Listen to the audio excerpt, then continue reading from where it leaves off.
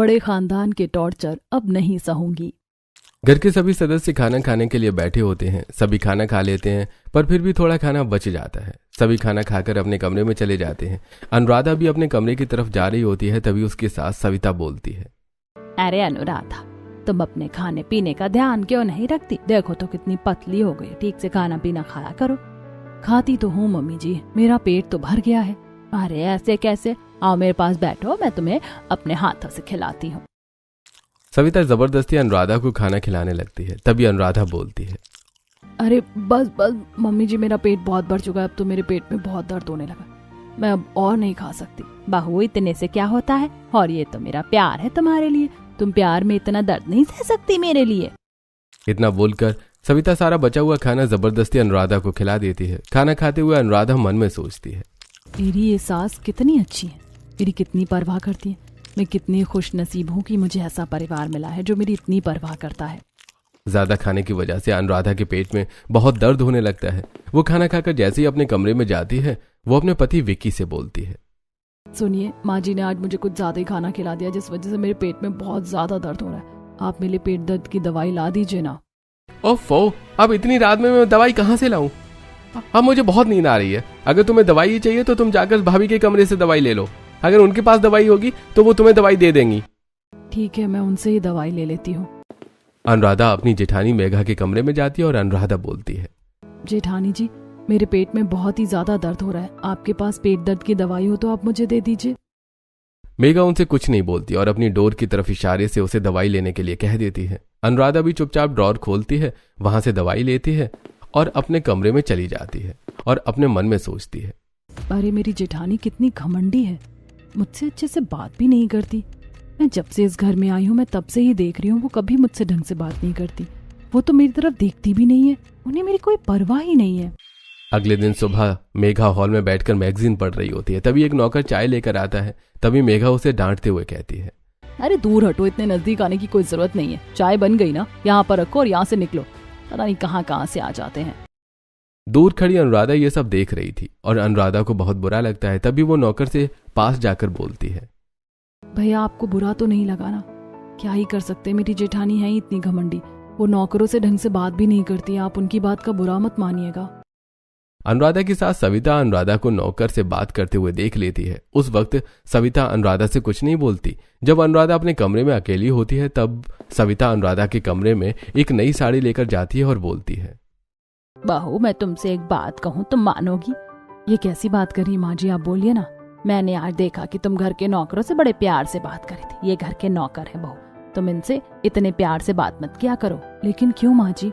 क्योंकि अगर तुम्हें नौकरों से प्यार से बात करोगी ना, तो ये हमारे सर पर चढ़ जाएंगे और हमारी इज्जत भी नहीं करेंगे, हमारी कोई बात नहीं मानेंगे। नौकर और मालिक के बीच में जो फर्क होता है ना, वो खत्म हो जाएगा।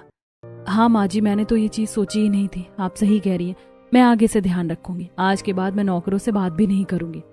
मेरी बहू कितनी समझदार है। अच्छा बहू, ये लो, ये साड़ी मैं तुम्हारे लिए लेकर आई हूँ। तुम्हें साड़ी पहन लो, हमें मार्केट जाना है शॉपिंग के लिए।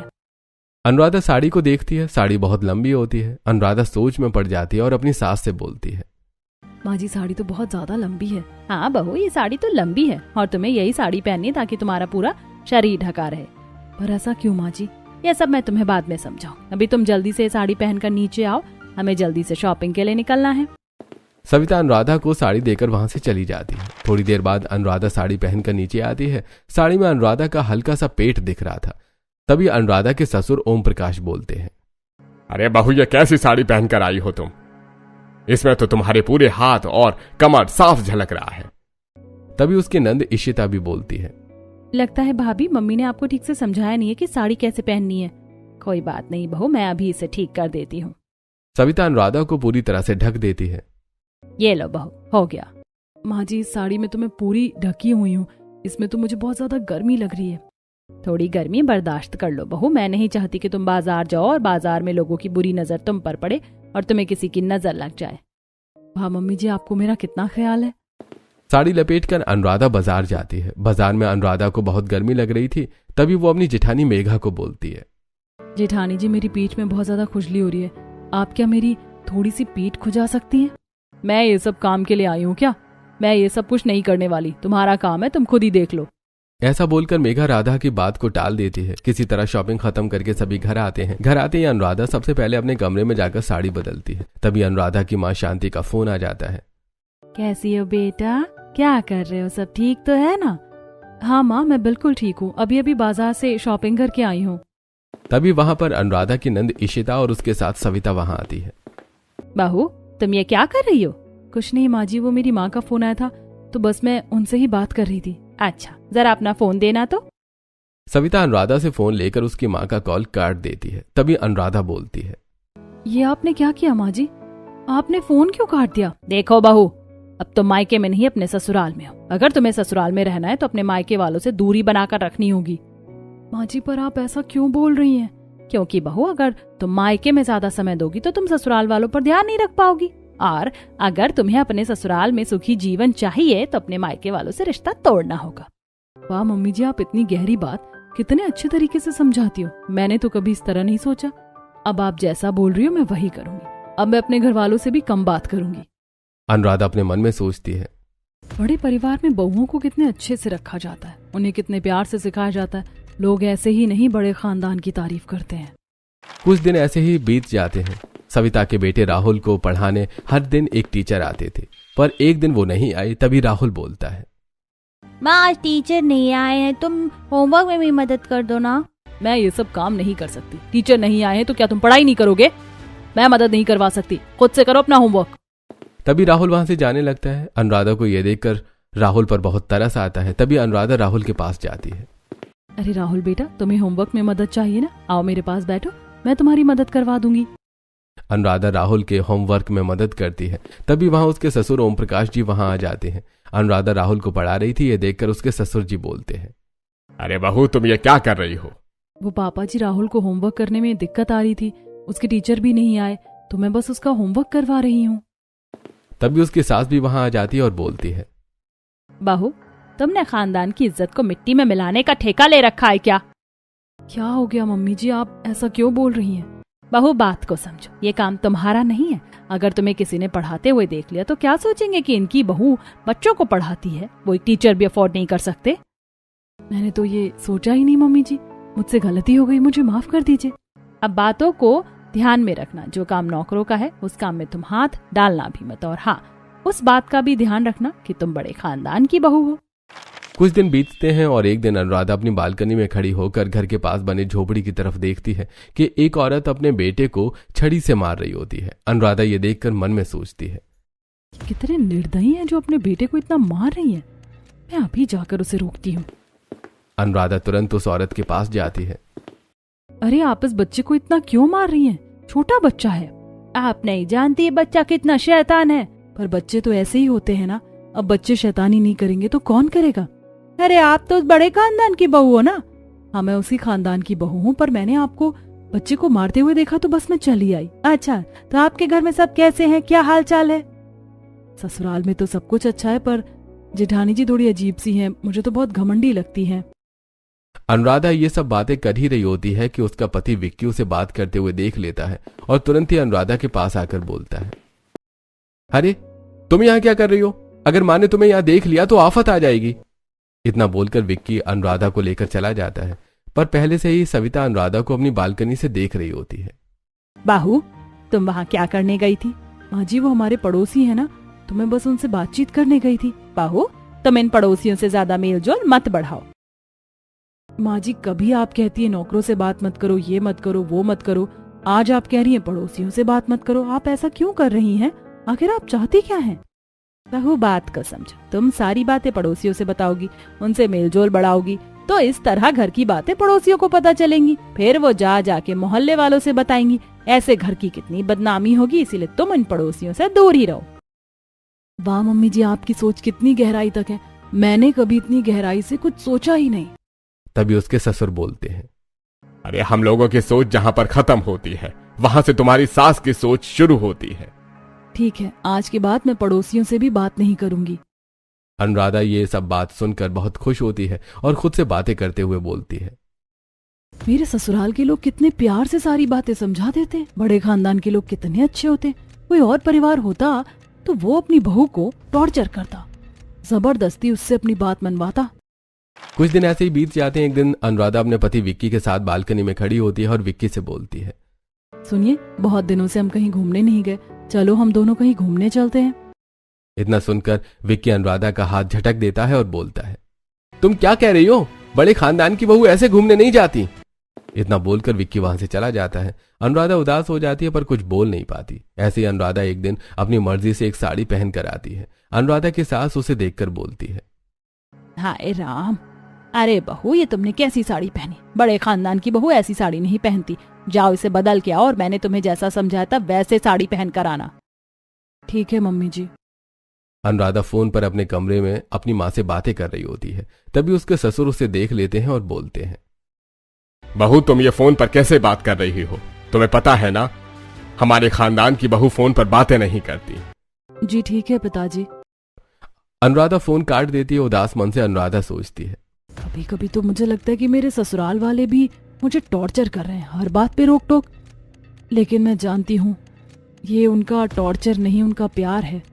एक दिन अनुराधा की सास, ससुर, जेठ और उसकी नंद किसी काम से बाहर जा रहे होते हैं। अनुराधा हॉल में बैठी होती है। तभी उसकी सास हॉल में आकर अनुराधा से बोलती है, देख बहू, हम किसी काम से बाहर जा रहे हैं, तुम घर का ध्यान रखना। जो जो मैंने तुम्हें समझाया उसे करना, मत भूलना, और बाहर तो बिल्कुल मत निकलना। जी ठीक है मम्मी जी, आपने जो भी मुझे समझाया है मुझे सब याद है। आपने इतने प्यार से जो समझाया है। यह सुनकर मेघा हंस पड़ती है और बोलती है, बड़ा खानदान और प्यार। बहू, तुम अपनी जेठानी की बात पर ध्यान मत दो, अपने काम से काम रखना बस। इतना बोलकर सभी लोग चले जाते हैं। तभी अनुराधा अपनी बालकनी में खड़ी होती है और देखती है कि सामने वाली झोपड़ी में वो औरत फिर से अपने बेटे को छड़ी से मार रही होती है। तभी अनुराधा बोलती है, अरे कितनी निर्दयी माँ है, अपने बच्चे को कितना टॉर्चर करती है। एक माँ होकर अपने बच्चे को पीट रही है, और यहाँ मुझे देखो कि एक बहू होकर ससुराल वाले मुझे इतना प्यार करते हैं, इतने प्यार से समझाते हैं। इतना सोचकर अनुराधा अपनी बालकनी से निकलकर उस झोपड़ी के पास चली जाती है और अनुपमा से बोलती है, अरे अरे, आप अपने बच्चे को इस तरह मार क्यों रही हो? इतना टॉर्चर क्यों कर रही हो? ये टॉर्चर नहीं है, मेरा प्यार है। ये मेरी बात बिल्कुल नहीं सुनता, और एक माँ अपने बच्चे को टॉर्चर कैसे कर सकती है? अच्छा, तो अभी आप क्या कर रही हो? ये मेरा प्यार है, प्यार से नहीं समझ रहा तो डांट के समझा रही हूँ। और तुम्हें लगता है कि मैं टॉर्चर कर रही हूँ तो तुम गलत हो। टॉर्चर वो होता है जो तुम्हारे ससुराल वाले तुम्हारे साथ कर रहे हैं। अच्छा, पर मेरे ससुराल वाले मुझे प्यार से रखते हैं और तुम उसे टॉर्चर कह रही हो? अरे तुम अभी ना समझो, तुम्हें पता नहीं कि बड़े खानदान का जो प्यार है वही टॉर्चर होता है। अरे पर तुम ऐसा कैसे कह सकती हो?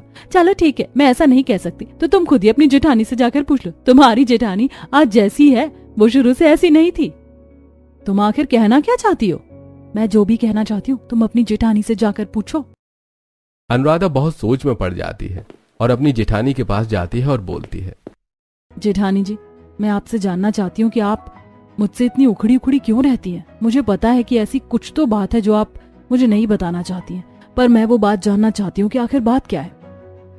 देखिए देवरानी जी, मुझे आपसे कोई गिले शिकवे नहीं है। मैं भी पहले आपकी तरह खुश मिजाज थी और सबको अच्छा समझती थी, पर जैसे आज आपके साथ हो रहा है पहले मेरे साथ भी हो चुका है। मुझे हर बात के लिए रोका टोका जाता था, मुझे कुछ भी अपनी मर्जी से करने की इजाजत नहीं थी। मुझे यहाँ बहुत ज्यादा टॉर्चर किया गया है, जिस वजह से मैं खुद को उनके अनुसार ही डालना शुरू कर चुकी।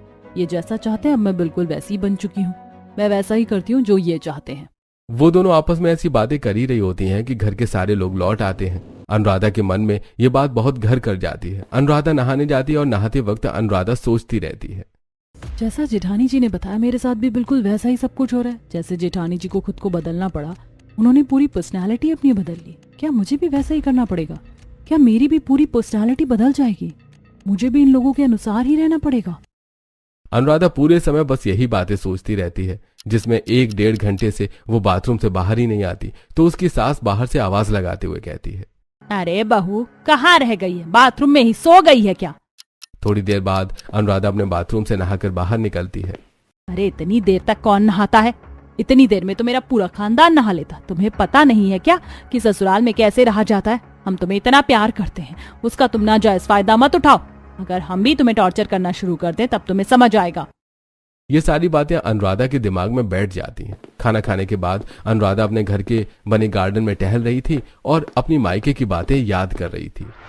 सुबह के 9 बज रहे थे और अनुराधा अभी तक सो रही होती है। उसकी माँ और शांति उसे जगाने के लिए आती हैं। अरे बेटा उठ जा, और कितनी देर तक सोएगी? ससुराल में तो तुझे जल्दी उठना पड़ेगा ना, अभी से ही आदत डाल ले। अब उठ भी जा। थोड़ी देर और सोने दो ना माँ, बस थोड़ी देर। अनुराधा सो के उठती है और छोटे कपड़े पहनकर अपने कमरे से बाहर आती है तो उसकी माँ बोलती है, अरे बेटा अब तेरी शादी होने वाली है, अभी छोटे कपड़े पहनना बंद कर दे। नहीं माँ, मुझे ऐसे ही कपड़े पसंद है, मैं ऐसे ही कपड़े पहनूंगी। अच्छा अपनी आदत अभी से सुधार ले बेटा, नहीं तो शादी के बाद ससुराल वाले बहुत टॉर्चर करेंगे।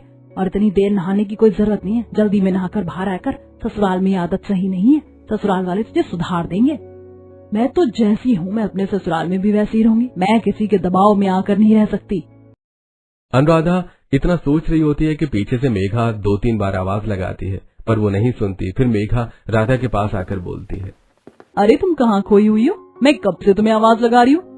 जेठानी जी मैं अपने मायके के बारे में सोच रही थी। मेरी माँ मुझे हमेशा बोलती थी कि ससुराल में टॉर्चर होता है, पर मैं माँ की बात नहीं सुनती थी।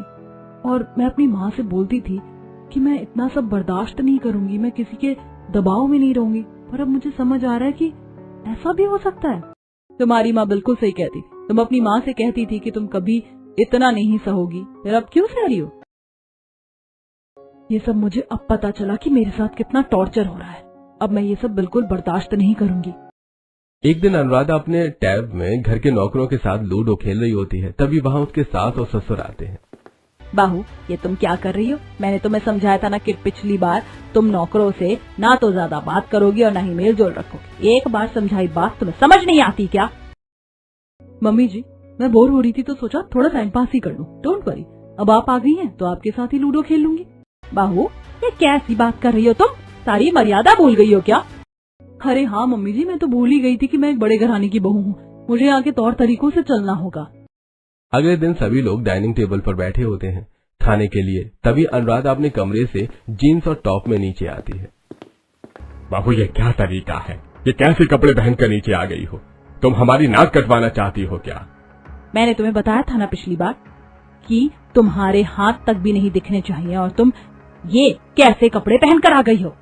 वो मम्मी जी मुझे उन कपड़ों में बड़ी गर्मी लग रही थी तो मैंने इसे ही पहनना सही समझा। ये बहुत कंफर्टेबल कपड़े हैं। तुम्हारा दिमाग तो ठीक है, तुम इस घर की बहू हो। एक बार सोचो जरा, तुम ऐसे यहाँ होगी तो नौकर तुम्हें कैसी नियत से देखेंगे? मम्मी जी अब मुझे इस बात से फर्क नहीं पड़ता, कोई चाहे कैसे भी देखे। अनुराधा की बात सुनकर वो सब चुप हो जाते हैं और उसकी बातों का कोई जवाब नहीं देते। इसके बाद वो लोग जब ओम प्रकाश के कमरे में इकट्ठा होते हैं जिसमें उसके सास ससुर नंद और पति शामिल होते हैं। आज जो भी छोटी बहू ने किया उसे देखकर तो मेरे होश ही उड़ गए। बड़ी बहू तो हमारी बातें आसानी से समझ गई थी, पर छोटी बहू के ऐसे कुछ आसार नजर नहीं आते। उसका जल्दी ही कुछ करना होगा, वरना अगर वो ऐसी ही हमारे हाथ से निकलती रही तो हम कुछ नहीं कर पाएंगे। सही कहती हो तुम सविता, छोटी बहू को ये दिखाना पड़ेगा कि बड़ी घराने में रहना क्या होता है। अब तक हमने उसे प्यार से जो भी समझाया उसे समझ में नहीं आया। अब लगता है छोटी बहू को हमारे तरीके से ही सीखना होगा। अब तक वो हमारे रौब से वाकिफ नहीं हुई है।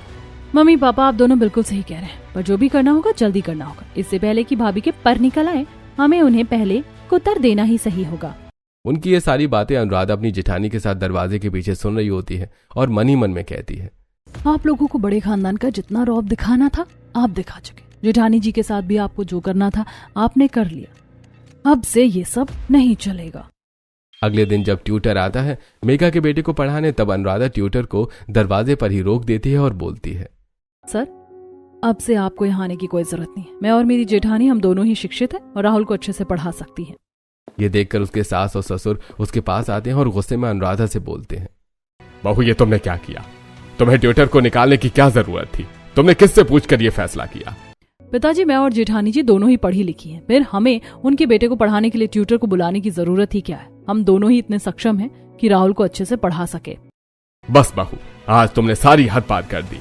आज तक बस तुमने प्यार हमारा देखा था, आज से गुस्सा भी देखोगी।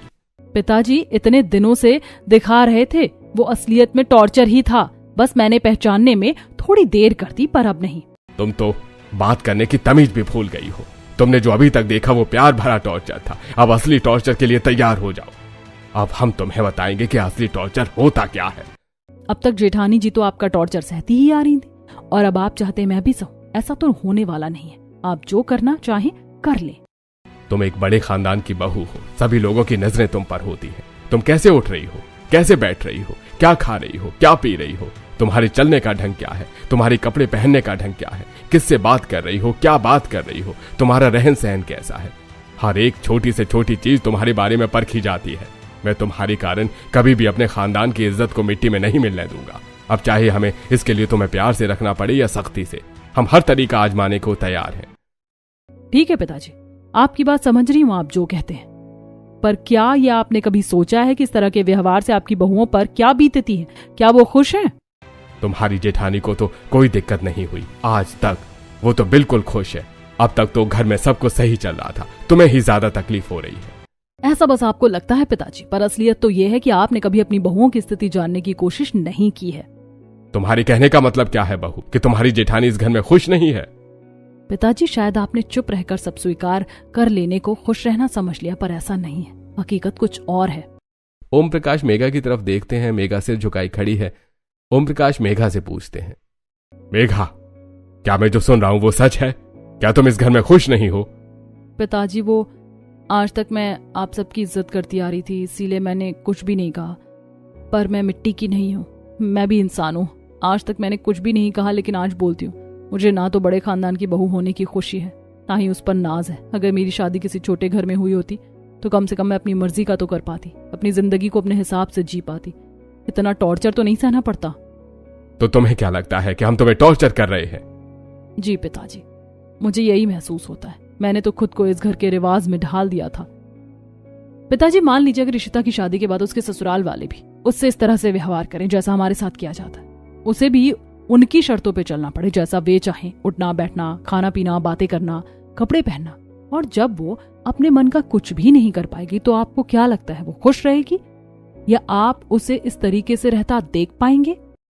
ओम प्रकाश के पास अनुराधा की इस बात का कोई जवाब नहीं होता और वो सब वहां से चले जाते हैं। फिर ऐसे ही कुछ दिन बीतते हैं और एक दिन मेघा साड़ी पहनकर अपने कमरे से बाहर आती है। तभी सविता बोलती है, बहू, अगर तुम्हें साड़ी में ठीक नहीं लग रहा तो तुम अपनी मर्जी के कपड़े पहन सकती हो, जो भी तुम्हें अच्छा लगे।